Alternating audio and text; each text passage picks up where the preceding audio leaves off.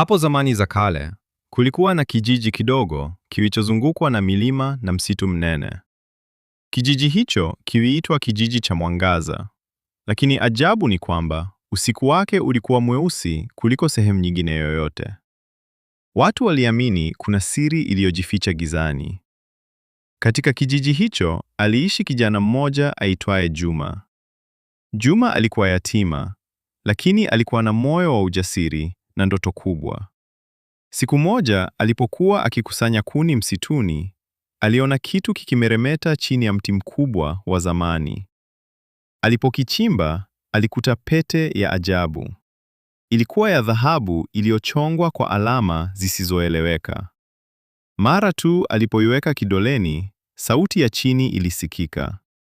Pete hii si ya kawaida. Chagua kwa busara.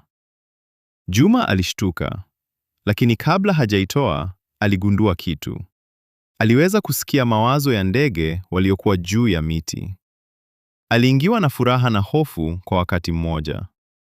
Usiku huo, alijaribu tena pete ile. Alitamani chakula kwa sababu alikuwa na njaa. Na ghafla, mbele yake palitokea sahani iliyojaa chakula kitamu. Hapo ndipo aligundua. Ile pete ilikuwa na nguvu za maajabu. Lakini nguvu hizo zilikuwa na masharti. Kadri alivyotumia pete, ndivyo alivyokuwa akipoteza nguvu zake mwenyewe. Mwili wake ulianza kuchoka, na macho yake yakaanza kupoteza mwanga. Siku moja, mzee mmoja mwenye hekima alimfuata na kumwambia, pete hiyo ilitengenezwa zamani sana. Inatoa kila unachotaka, lakini inachukua sehemu ya roho yako kila mara unapotumia. Juma alibaki kimya. Alikumbuka jinsi alivyoanza kuitumia kwa tamaa: chakula, mavazi, hata pesa. Lakini sasa aliona bei yake. Siku iliyofuata, kijiji kilikumbwa na ukame mkali. Watu walikuwa wanakufa kwa njaa na kiu. Juma alijikuta katika uchaguzi mgumu: aendelee kujilinda au aitumie pete kuokoa wengine.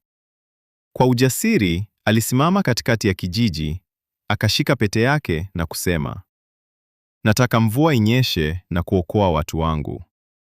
Ghafla, anga lilifunika mawingu mazito. Radi zilipiga na mvua kubwa ilinyesha. Kijiji kikaokoka. Lakini Juma akaanguka chini. Watu walimkimbilia. Pete ilikuwa imedondoka kutoka mkononi mwake.